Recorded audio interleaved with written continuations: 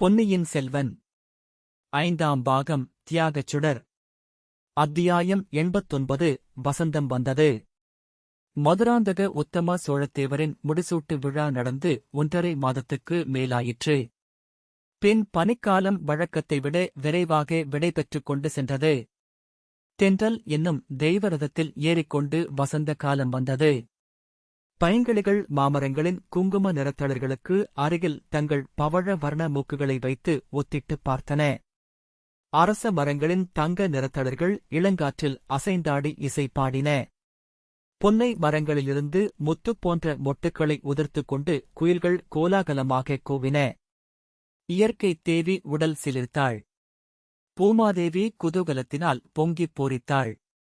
இலைகள் உதிர்ந்து மொட்டையாகத் தோன்றிய மரங்களில் திடீரென்று மொட்டுக்கள் அரும்பி பூத்து வெடித்தன.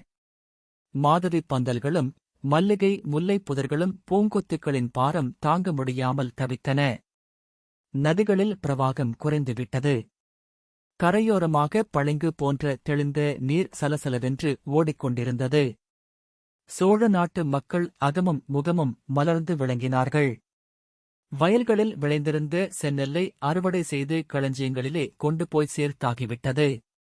அரசியல் சம்பந்தமான நிச்சயமற்ற நிலைமை நீங்கிக் கவலை தீர்ந்துவிட்டது.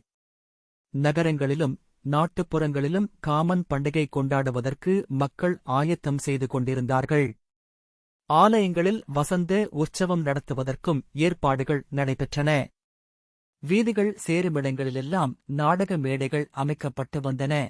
இந்த இனிய காட்சிகளையெல்லாம் பார்த்துக் கொண்டு வல்லவரையன் பழையாறை நகரை நோக்கிச் சென்று கொண்டிருந்தான். இந்தத் தடவை அவன் மறைந்தும் ஒளிந்தும் மாறுவேடம் பூண்டும் அந்த மாநகருக்குள் பிரவேசிக்கவில்லை. திறந்திருந்த பிரதான நகர் வாசல் வழியாக தங்கு தடையின்றி புகுந்து இளைய பிராட்டி குந்தவை தேவியின் அரண்மனையை அடைந்தான். இளைய பிராட்டி குந்தவை வானதி முதலிய தன் தோழிகள் பலர் புடைசூழ அரண்மனை வாசலுக்கு வந்து அவனுக்கு முகமன் கூறி வரவேற்றாள். நெடுந்தூரம் பிரயாணம் செய்து வந்த களைப்பு தீர்ந்த பிறகு தன்னை அரண்மனை உத்தியான வனத்தில் வந்து சந்தித்து பிரயாண விவரங்களைக் கூறும்படி சொல்லிவிட்டுச் சென்றாள். வந்தியத்தேவன் இளைப்பாறுவதற்கு அதிக நேரம் எடுத்துக்கொள்ளவில்லை. ஸ்நான பானங்களையும் அதிவிரைவில் முடித்துக்கொண்டு உத்தியானவனத்துக்குச் சென்றான். அங்கே இளைய பிராட்டி அவன் வரவை எதிர்பார்த்துக் காத்திருந்தாள். ஒருவரையொருவர் சந்திப்பதில் யாருக்கு அதிக ஆர்வம் என்று சொல்ல முடியாமலிருந்தது. ஒருவரிடம் ஒருவர் பல செய்திகளைக் கேட்டு அறிவதில் இருவரும் ஆவல் கொண்டிருந்தார்கள். ஆனால் அவர்களுடைய பரபரப்புக்கு அது மட்டும்தானா காரணம்? தங்கள் வருங்கால வாழ்க்கையைப் பற்றி நிச்சயித்துக் கொள்ள விரும்பியதும் காரணமாயிருக்கலாம் அல்லவா? அசேதனப் பொருள்களிடத்திலும் கிளர்ச்சியை உண்டாக்கிய இளவேனில் உணர்ச்சி நிறைந்த அவர்களுடைய உள்ளத்திலும் ஒரு பரபரப்பை உண்டாக்கியிருக்கலாம் அல்லவா? ஐயா, தாங்கள் சென்றிருந்த காரியத்தில் பூரண வெற்றி அடையவில்லையென்று அறிகிறேன், அது உண்மையா என்று கேட்டாள் இளைய பிராட்டி. உண்மைதான் தேவி. இதுவரையில் நான் ஏற்றுக்கொண்ட எந்தக் காரியத்திலேதான் பூரண வெற்றி அடைந்திருக்கிறேன் என்று வல்லவரையன் கூறி பெருமூச்சு விட்டான். அப்படிச் சொல்ல வேண்டாம். என் தம்பியை ஈழ நாட்டிலிருந்து கொண்டு வந்து சேர்த்தீர்கள் அல்லவா? அச்சமயம் அருள்மொழிவர்மன் வந்ததினால்தானே இந்த வரைக்கும் சோழ நாடு தப்பிப் பிழைத்தது என்றாள் குந்தவை. அருள்மொழிவர்மருக்கு அனாவசியமான அபாயத்தை உண்டாக்கி அவரை கடும் குளிர் சுரத்துடன் குற்றுயிராக கொண்டு வந்து சேர்த்தேன்.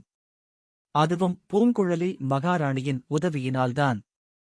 சேந்தன் அமுதனிடமும் பூங்குழலியிடமும் என் நண்பரை ஒப்புவித்து நாகப்பட்டினத்துக்கு அழைத்துப் போகும்படி சொன்னபோது அவர்கள் தஞ்சைபுரிக்கு வந்து இந்தச் சோழ சாம்ராஜ்யத்தில் சிங்காதனம் ஏறி மணி மகுடம் சூட்டிக்கொள்ளப் போகிறார்கள் என்று கனவிலும் நான் கருதவில்லை. உத்தமச் சோழ சக்கரவர்த்தியின் உயிரைக் காப்பாற்றிக் கொடுத்தவர் தாங்கள்தான் என்பதை நான் மறந்துவிடவில்லை, அவரும் மறந்துவிடவில்லை. பெரிய பழுவேட்டரையருக்குப் பதிலாக தங்களை சோழ நாட்டின் தனாதிகாரியாக்கிவிட வேண்டும் என்று உத்தமச் சோழர் விரும்பினார். நல்ல வேளை தப்பிப் பிழைத்தேன். அது என்ன அப்படிச் சொல்லுகிறீர்கள்? இச்சோழ சாம்ராஜ்யத்தின் தனாதிகாரி பதவி சாமானியமானதா?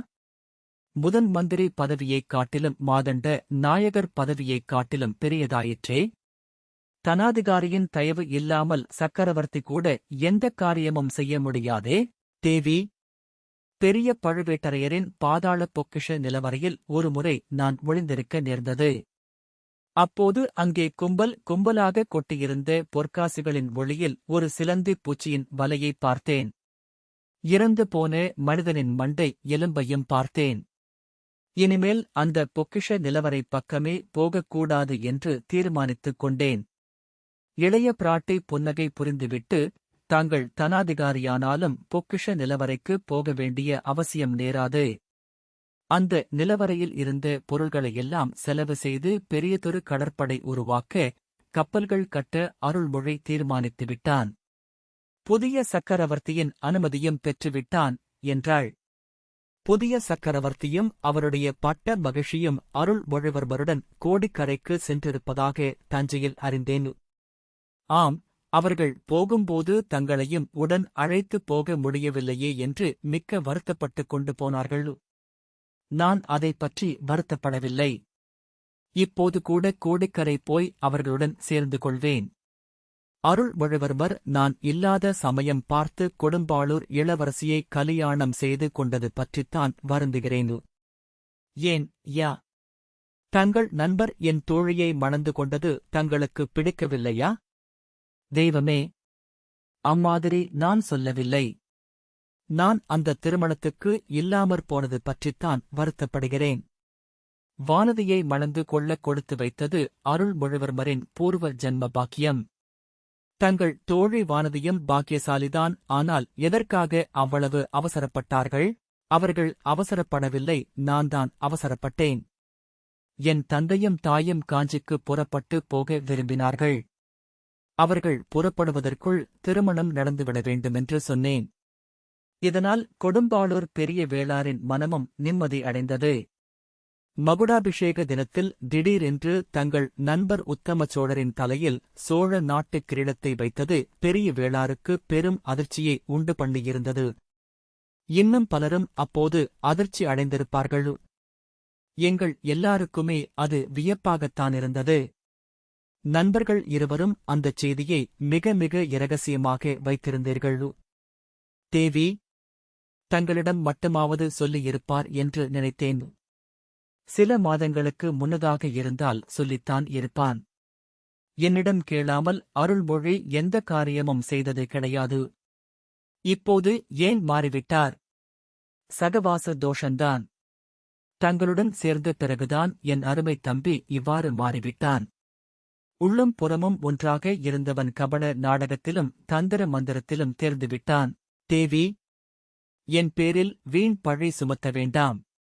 உத்தமச் சோழருக்கு முடிசூட்டிய கபட நாடகத்துக்கு தங்கள் தம்பிதான் முழுவதும் பொறுப்பாளே. இப்படி எல்லோரையும் ஏமாற்றலாமா என்று நான் விவாதித்துப் பார்த்தேன். இராமபிரான் அயோத்தி ஜனங்களை ஏமாற்றிவிட்டு இரவுக்கிரவே காட்டுக்குச் சென்றதை அருள்மொழி உதாரணமாக எடுத்துக் காட்டினார். தங்களிடமாவது சொல்ல வேண்டாமா என்று கேட்டேன்.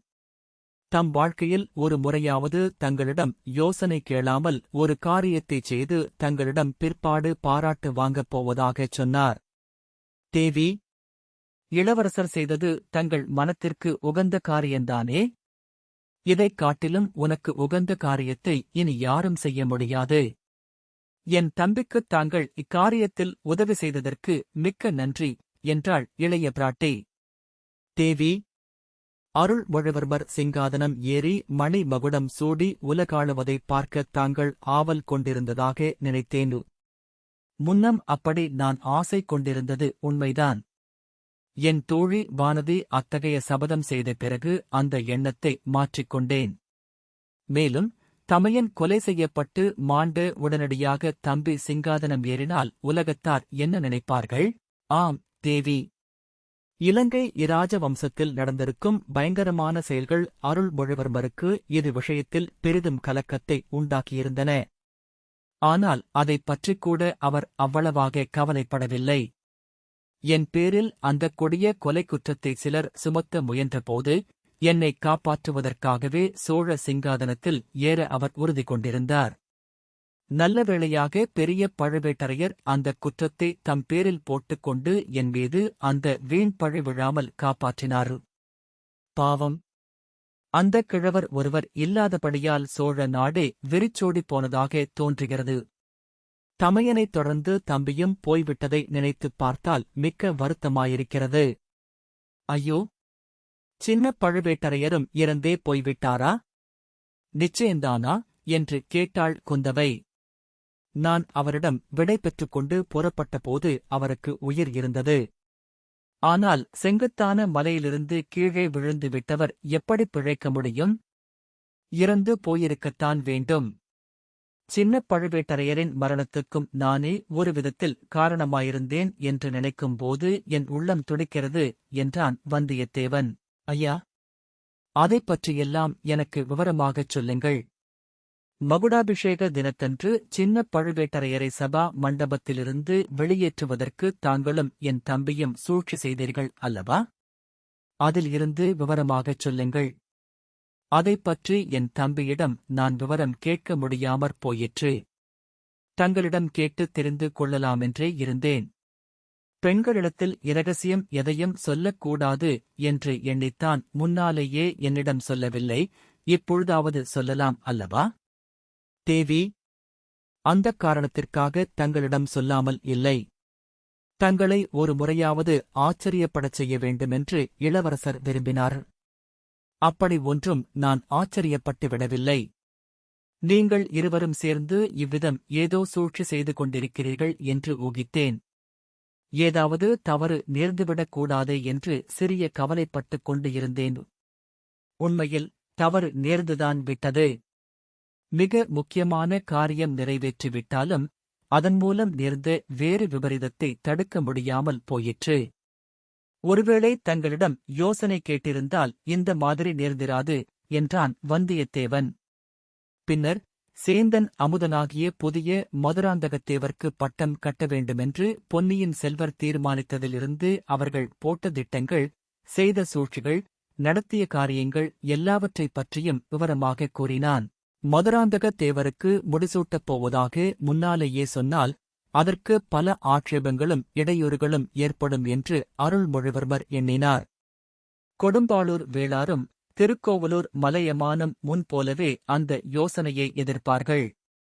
பெரிய பழுவேட்டரையரோ மரணத்தருவாயில் பொன்னியின் செல்வருக்கே முடிசூட்ட வேண்டும் என்று சொல்லிவிட்டு போய்விட்டார். அவருடைய விருப்பத்தை நிறைவேற்றவே அவரைச் சேர்ந்தவர்கள் விரும்புவார்கள். சின்னப் பழுவேட்டரையர் தமது மருமகன் உண்மையான மதுராந்தகன் அல்லவென்று தெரிந்து கொண்டு விட்டார். படக்கோட்டையின் மகளான பூங்குழலியை சிங்காதனத்தில் அமர்த்துவதில் அவருக்கு உற்சாகம் இருக்க முடியாது. செம்பியன் மாதேவி, சேந்தன் அமுதனாகிய மதுராந்தகத்தேவன், பூங்குழலி எல்லாருமே ஆட்சேபனை செய்வார்கள். அவர்களுடைய ஆட்சேபனைகளை புறக்கணிக்க சுந்தர சோழரும் விரும்பாதவராயிருக்கலாம். இந்தக் காரணங்களையெல்லாம் மனத்தில் வைத்துக் கொண்டுதான் பொன்னியின் செல்வர் தாம் செய்ய தீர்மானித்த காரியத்தை கடைசி நிமிஷம் வரையில் இரகசியமாக வைத்திருக்க விரும்பினார். மகுடாபிஷேக சமயத்தில் தம்மிடம் கொண்ட அன்பினாலோ அல்லது மதுராந்தகரிடம் கொண்ட பொறாமையினாலோ ஆட்சேபனை கிளப்பி தடை செய்யக்கூடிய பரபரப்புக்கார்கள் எல்லாரையும் ஒவ்வொருவராக வெவ்வேறு காரணங்களைச் சொல்லி வெளியூர்களுக்கு அனுப்பி வைத்தார்.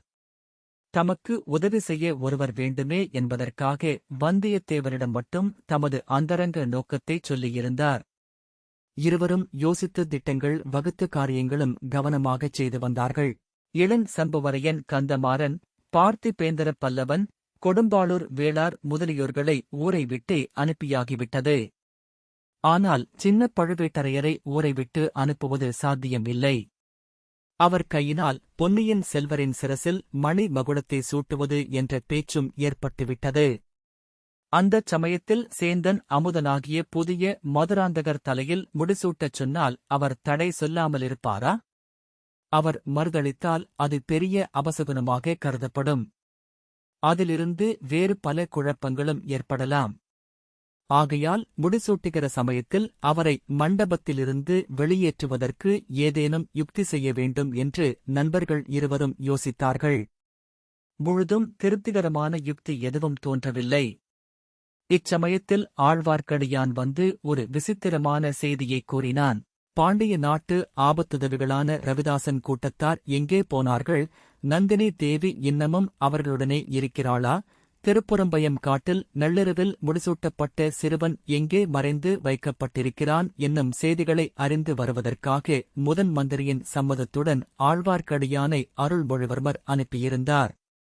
பாதாள சிறையிலிருந்து தப்பிச் சென்ற கருத்திருமன் அவர்களுடன் சேர்ந்து கொண்டிருக்கிறான கந்தமாறன் வந்து சொன்னபடி பழைய மதுராந்தகன் இறந்தது உண்மையா, அல்லது அவனும் தப்பிப் பிழைத்து சதிக் கூட்டத்தாருடன் சேர்ந்திருக்கிறானா என்று தெரிந்து கொண்டு வருவதற்கும் திருமலை நம்பி சென்றிருந்தான். அவன் இச்செய்திகளை அறிந்து வருவதற்கு வெகு காலம் ஆகும் என்று எண்ணியிருந்தார்கள். ஆனால் ஆழ்வார்க்கடியான் சில தினங்களிலேயே திரும்பி வந்துவிட்டான். ரவிதாசன் கூட்டத்தைச் சேர்ந்தவர்களும் படகோட்டி முருகையன் மனைவியுமான ராக்கம்மாளை கொல்லிமலைக்கு அருகில் அவன் பார்த்தான். அவள் எங்கே போகிறாள் என்பதை கவனித்து அவளைத் தொடர்ந்து சென்றால் ரவிதாசன் கூட்டம் இருக்குமிடத்தை சேரலாம் என்று ஆழ்வார்க்கடியான் எண்ணினான். ஆனால் ராக்கம்மாள் தஞ்சைபுரிக்குச் செல்லும் மார்க்கத்தில் சென்றது அவனுக்கு வியப்பு அளித்தது. ஆயினும் அவளைத் தொடர்வதே ஆபத்துதவிகளைப் பற்றி அறிவதற்கு உபாயம் என்று எண்ணி மாறுவேடம் பூண்டு அவள் அறியாதபடி பின் தொடர்ந்து சென்றான். உறையூருக்கு அருகில் வந்த பிறகு தஞ்சையில் பொன்னியின் செல்வருக்கு நடக்கப் போகும் முடிசூட்டு விழாவை பார்ப்பதற்காக மக்கள் திரள் திரளாகச் சென்று கொண்டிருந்தார்கள். அந்தக் கூட்டத்தில் ராக்கம்மாளும் கலந்து கொண்டாள். ஆயினும் ஆழ்வார்க்கடியான் அவளை விடாமல் பின் தொடர்ந்து தஞ்சை வரைக்கும் வந்தான். ராக்கம்மாள் கூட்டத்தோடு கூட்டமாக தஞ்சை கோட்டைக்குள்ளும் புகுந்து சின்ன பழுவேட்டரையரின் அரண்மனையைச் சுற்றி வட்டமிட்டதைக் கண்டதும் அவனுக்கு மிக்க வியப்பு உண்டாயிற்று. உடனே அருள்மொழிவர்மரிடமும் வந்தியத்தேவனிடமும் போய் இச்செய்தியைத் தெரிவித்தான். ராக்கம்மாளை சிறைப்படுத்தி விடலாமா என்று முதலில் அவர்கள் யோசனை செய்தார்கள். அப்படி செய்ய வேண்டாம் என்றும் அவள் எதற்காக வந்திருக்கிறாள் என்பதை தெரிந்து கொள்வதே முக்கியமானதென்றும் தீர்மானித்தார்கள். சின்ன பழுவேட்டரையரின் மகளுக்கு அவள் ஏதோ செய்தி கொண்டு வந்திருக்க வேண்டும் என்று ஊகித்தார்கள். சின்ன பழுவேட்டரையரிடம் இப்போது அதைச் சொல்ல வேண்டாம் என்றும் முடிசூட்டு விழாவின் போது அவரை சபா மண்டபத்திலிருந்து அப்புறப்படுத்துவதற்கு அதை உபயோகித்துக் கொள்ளலாம் என்றும் முடிவு செய்தார்கள். ஆழ்வார்க்கடியான் மறுபடியும் சின்ன பழுவேட்டரையரின் அரண்மனைக்கு அருகில் சென்றபோது ராக்கம்மாளைக் காணவில்லை. முடிசூட்டு விழாவுக்காக வந்த ஜனக்கூட்டம் மேலும் மேலும் அதிகமாகிக் கொண்டிருந்தது. ஆழ்வார்க்கடியான் அந்தக் கூட்டத்தில் கலந்து நின்று அரண்மனை வாசலை கவனமாக பார்த்துக் கொண்டிருந்தான். 2 பெண்கள் அரண்மனையிலிருந்து வெளியில் வந்தார்கள். அவர்களில் ஒருத்தி இடுப்பில் குழந்தையையும் வைத்துக் கொண்டிருந்தாள். வந்தவர்களில் இன்னொருத்தி தலையில் முக்காடிட்டு முகத்தை பாதி மறைத்துக் கொண்டிருந்தாள். அவள் சின்ன பழுவேட்டரையரின் மகளாயிருக்கலாம் என்று திருமலை நம்பி ஊகித்தான். அவர்களைத் தடுத்து நிறுத்துவதா அல்லது எங்கே போகிறார்கள் என்று பார்ப்பதா என்பதை அவனால் நிச்சயிக்க முடியவில்லை. இதற்குள் அவர்கள் ஜனக்கூட்டத்தில் புகுந்து மறைந்துவிட்டார்கள். கோட்டை வாசலை நோக்கித்தான் அவர்கள் போயிருக்க வேண்டும் என்று ஊகித்துக் கொண்டு ஆழ்வார்க்கடியான் அங்கே போனான்.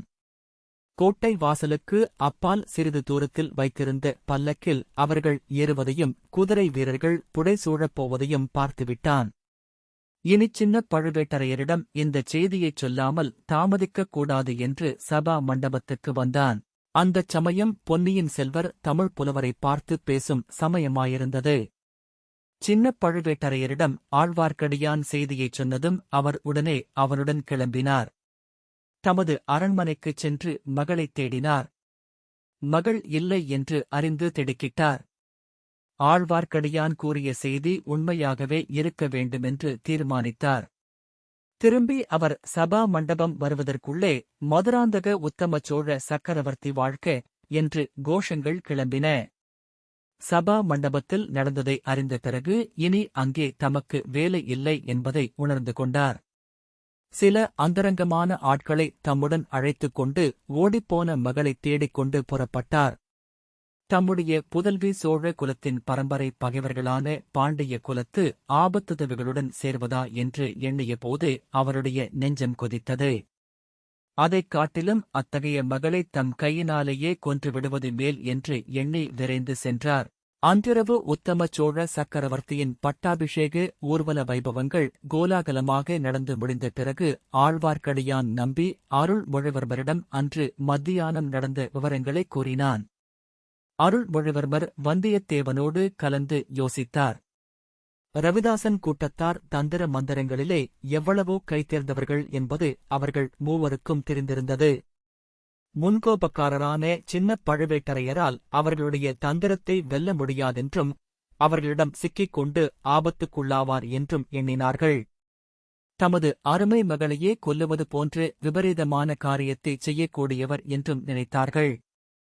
ஆகையால் சின்னப் பழுவேட்டரையரை காப்பாற்றி அழைத்து வருவதற்கும் பாண்டிய நாட்டு ரவிதாசன் கூட்டத்தார் எங்கே இருக்கிறார்கள், என்ன திட்டமிட்டிருக்கிறார்கள் என்பதை அறிந்து வருவதற்கும் வந்தியத்தேவனும் ஆழ்வார்க்கடியானும் புறப்பட்டு போவது நலம் என்ற முடிவுக்கு வந்தார்கள். இவ்வாறு சின்னப் பழுவேட்டரையர் தமது மகளையும் அவளை தம்மையறியாமல் அழைத்துச் சென்ற சதிகாரர்களையும் பின்தொடர்ந்து போக, அவர் சென்ற வழியை ஆங்காங்கு விசாரித்துக் கொண்டு வந்தியத்தேவனும் ஆழ்வார்க்கடியானும் சென்றார்கள்.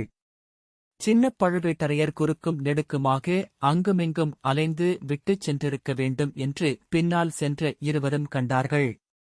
இதிலிருந்து அவருடைய மகளைக் கொண்டு போனவர்கள் வேண்டுமென்று அவரை ஏமாற்றி வேறு வழியில் போகச் செய்ய முயன்றிருக்க வேண்டும் என்று முடிவு கட்டினார்கள். காவேரிக் கரையோரமாக மேற்கு நோக்கி நெடுந்தூரம் பிரயாணம் செய்த பிறகு அமராவதி நதி காவேரியுடன் கலக்குமிடத்தில் திசை மாறி அந்த கிளை நதிக்கரை வழியாக தென்மேற்கு திசையில் பிரயாணம் செய்தார்கள். சேர நாட்டுக்கும் கொங்கு நாட்டுக்கும் எல்லையாக அமைந்திருந்த ஆனைமலை பிரதேசத்தை அடைந்தார்கள். ஆனைமலையின் அடிவாரத்தை அடைந்த பிறகு பிரயாணம் மிக கடினமாகிவிட்டது. அந்த வனப்பிரதேசத்தில் மரங்கள் மிக அடர்த்தியாகவும் செழிப்பாகவும் வளர்ந்திருந்தன. வன விலங்குகளின் பயங்கர உருமல் நாலா திசைகளிலும் கேட்டது. குதிரைகளை செலுத்திக் கொண்டு போவது மிகவும் சிரமமாக இருந்தது. குதிரைகளை விட்டுவிட்டு கால் நடையாகப் போனால் காட்டு மிருகங்களுக்கு அவை இரையாகிவிடலாம் என்ற பயமும் இருந்தது. கடைசியில் நண்பர்கள் இருவரும் மேலே குதிரையைச் செலுத்திப் போக இயலாது மிக அடர்ந்த காட்டுப் பிரதேசத்தை அடைந்தார்கள். சமீபத்தில் எங்கேயோ வேறு ஒரு குதிரை கனைக்கும் சத்தம் கேட்டது. அந்த இடத்தை தேடிப் பிடித்து அடைந்தபோது சின்னப் பழுவேட்டரையர் ஏறி வந்து குதிரை அங்கிருப்பதையும் அதைக் காவல் புரிய ஆள் ஒருவன் இருப்பதையும் கண்டார்கள். சின்னப் பழுவேட்டரையரும் அவருடன் வந்த மற்ற மூவரும் அங்கிருந்து கால் நடையாகச் சென்றிருப்பதாக அந்த ஆள் தெரிவித்தான். தங்கள் குதிரைகளையும் அந்த ஆளைப் பார்த்துக் கொள்ளும்படி சொல்லிவிட்டு நண்பர்கள் மேலே போனார்கள். சூரிய வெளிச்சமே உள் நுழையாத கனாந்தகாரம் நிறைந்த காடுகளின் வழியாக அவர்கள் வெகு தூரம் சென்றார்கள். பின்னர் மரமடர்ந்த மலைப்பாதைகளில் ஏறிப்போனார்கள். 10 அடி தூரத்துக்கு அப்பால் என்ன இருக்கிறது என்று தெரிந்து கொள்ள முடியாத பாதைகளில் அவர்கள் போக வேண்டியிருந்தது. கடைசியில் சற்று வெளிச்சம் தெரிந்த ஓரிடத்தை அடைந்தார்கள். அங்கே மலை மீதிருந்து அருவி ஒன்று செங்குத்தாக விழுந்து கொண்டிருந்தபடியால் இந்த இடைவெளி ஏற்பட்டிருந்தது. அதற்கு அப்பால் தொடர்ந்து பிரயாணம் செய்வது இயலாத காரியமாக தோன்றியது. ஏனெனில் மலை சுவர் அங்கே அவ்வளவு செங்குத்தாக மேலெழுந்தது. எவ்வளவு தேடிப் பார்த்தும் மேலே ஏறப்பாதை எதுவும் தென்படவில்லை. அருவியில் குளித்து சிறிது இளைப்பாறிவிட்டு திரும்பிப் போக வேண்டியதுதான் என்று நண்பர்கள் தீர்மானித்தார்கள். சின்னப் பழுவேட்டரையரும் அவருடன் வந்த ஆட்களும் வனவிலங்குகளுக்கு இரையாகியிருக்க வேண்டுமென்று எண்ணினார்கள்.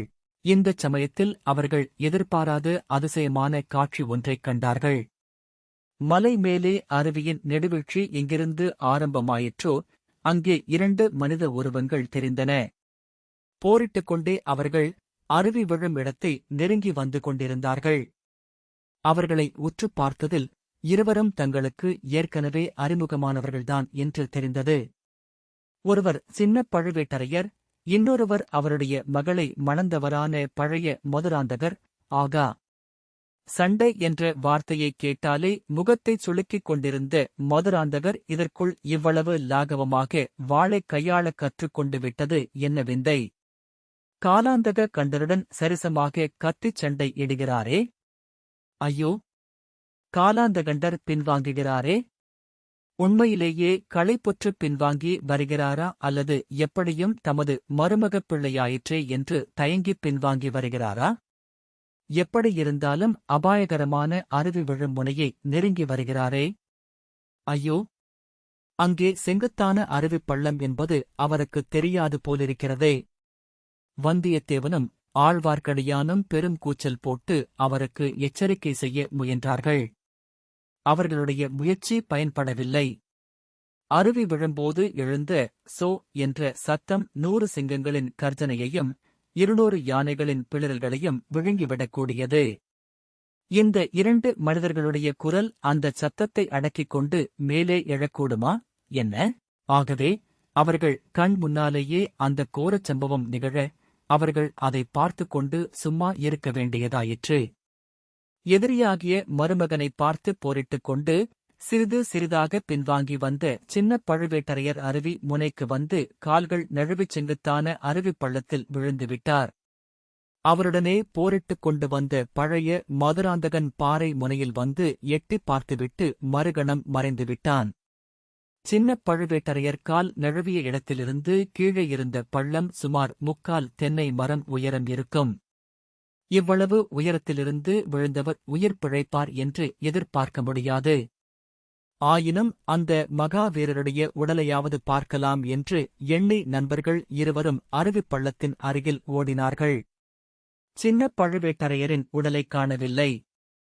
அருவி விழுந்து விழுந்து அங்கே பெரும் பள்ளமாகி தண்ணீர் ததும்பிச் சுற்றிலும் இருந்த பாறைகளில் மோதிக்கொண்டிருந்தது. சின்ன பழுவேட்டரையருடைய உடல் அந்த ஆழமான அருவிக்குளத்தில் முழுகியிருக்க வேண்டும் என்று ஊகித்தார்கள். ஒரு விதத்தில் இது நல்லதுதான். கரையில் பாறைகளின் மீது விழுந்திருந்தால் அந்த மகாவீரரின் உடல் சின்னாபின்னமாகப் போயிருக்கும். ஆழமான குளத்திலே விழுந்தபடியால் அந்த கதியிலிருந்து தப்பிவிட்டார். விரைவில் அவருடைய உடலை அருவி நீர்ச்சுழல் வெளியில் கொண்டு வந்து தள்ளும் என்று எதிர்பார்த்துக் கொண்டிருந்தார்கள். அவர்கள் எதிர்பார்த்தது வீண் போகவில்லை. கொஞ்ச நேரத்துக்கெல்லாம் சின்ன பழுவேட்டரையர் வெளியில் வந்தார். நண்பர்கள் இருவரும் விரைந்து குளத்தில் குதித்து அவரை கரையில் கொண்டு வந்து சேர்த்தார்கள். முதலில் உயிரற்ற உடல் என்றுதான் எண்ணினார்கள். ஆயினும் ஒருவேளை உயிர் இருக்கக்கூடாதா என்ற இலேசான நம்பிக்கையும் அவர்கள் உள்ளத்தில் இருந்தது. ஆகையால் தண்ணீரில் முழுகியவரை உயிர்ப்பிப்பதற்கு வேண்டிய சிகிச்சைகளைச் செய்தார்கள். வெகு நேரத்துக்குப் பின்னர் சின்ன பழுவேட்டரையர் மூச்சுவிட்டு கண் விழித்துப் பார்த்தார். அவரால் அதிகம் பேச முடியவில்லை. ஆயினும் சொல்ல வேண்டியதை சில வார்த்தைகளில் சொல்லிவிட்டார். மிக பிரயாசையின் பேரில் காலாந்தகண்டர் அந்த மலை உச்சியை அடைந்தார். அங்கே ஏறக்குறைய 100 பேருக்கு நடுவில் அவருடைய மகள் இருந்தாள். ரவிதாசன் காலாந்தக கண்டரை தங்களுடன் சேர்ந்து கொள்ளும்படி அழைத்தான். அவருடைய மருமகனே பாண்டிய நாட்டுக்கு உரியவன் என்றும் அவனுக்கு பட்டம் கட்டப் போவதாகவும் சேர மன்னனும் இலங்கை அரசன் மகிந்தனும் புதிய பாண்டியனுக்கு உதவி செய்ய முன் வந்திருப்பதாகவும் கூறினான். அவர்கள் உத்தேசங்களை அறிவதற்காக முதலில் சின்ன பழுவேட்டரையர் ரவிதாசன் கூறியதையெல்லாம் கேட்டுக் கொண்டிருந்தார். பின்னர் அவர்கள் மீது சதிகாரர்கள் என்று குற்றம் சுமத்தி தம் குமாரியை தம்முடன் அனுப்பிவிடும்படி கேட்டார். உம்முடைய மகள் உம்முடன் வந்தால் அழைத்துப் போகலாம் என்றான் ரவிதாசன். சின்ன பழுவேட்டரையர் மகளுடைய முகத்தை பார்த்தார். அவள் தன் கணவருடைய கதி தனக்கும் ஆகட்டும் என்று கூறி அவருடன் வர மறுத்துவிட்டாள். உன்னை இவர்களுடன் விட்டுப் போவதைக் காட்டிலும் என் கையினாலேயே கொன்றுவிடுகிறேன் என்று கூறி காலாந்தகண்டர் வாளை ஓங்கினார். அதுகாரும் மறைவாக இருந்த மதுராந்தகன் அச்சமயம் திடீரென்று தோன்றி என் மனைவியை கொல்லுவதற்கு நீ யார் என்று கூறி வாட்போர் தொடங்கினான். இதனால் காலாந்தகண்டருக்கு சிறிது திகைப்பு உண்டாயிற்று. தம் மருமகனை தம் கையினாலேயே கொன்று தம் குமாரியை கைம்பெண் ஆக்குவது நியாயமா என்ற ஐயம் அவர் மனத்தில் உதித்துவிட்டது. இவ்வாறு மனத்தில் ஏற்பட்ட குழப்பத்தினால் தீவிரமாக போர் செய்ய முடியவில்லை. யோசித்துக் கொண்டே பின் வாங்கினார். பின்னால் அருவிப் பள்ளம் இருப்பது தெரியாமல் அதில் விழுந்துவிட்டார். இதையெல்லாம் தட்டுத்தடுமாறிச் சொல்லி முடித்துவிட்டு, நான் இனி உயிர் பிழைக்கப் போவதில்லை, என் முடிவு நெருங்கிவிட்டது. என்னை இங்கேயே விட்டுவிட்டு நீங்கள் விரைந்து செல்லுங்கள். சேர நாட்டின் மீதும் ஈழ நாட்டின் மீதும் உடனே சோழ சைன்யம் படை எடுத்துச் செல்லட்டும். பொன்னியின் செல்வரை மதுரைக்கு அழைத்துச் சென்று சோழ பாண்டியன் என்ற அபிஷேகப் பெயரை சூட்டி பட்டம் கட்டச் செய்யுங்கள். இந்த 3 காரியங்களையும் உடனே செய்யாவிட்டால் சோழ சாம்ராஜ்யத்துக்கு பேரபாயம் உண்டாவது நிச்சயம். மறுபடியும் பழையபடி பாண்டிய ராஜ்யம் தனியாக பிரிந்து போய்விடும். உடனே விரைந்து செல்லுங்கள் என்று காலாந்தகண்டர் கூறினார். அவரை இந்த நிலையில் அனாதையாக விட்டுவிட்டு போக நண்பர்களுக்கு மனம் வரவில்லை. ஆகையால் இருவரில் ஒருவர் அவரை பார்த்துக் கொள்வது என்றும் இன்னொருவர் தஞ்சைக்குப் போவது என்றும் தீர்மானித்தார்கள். இருவரில் வேகமாக குதிரை விடக்கூடியவன் வந்தியத்தேவன் ஆதலால் அவனே புறப்பட வேண்டியதாயிற்று.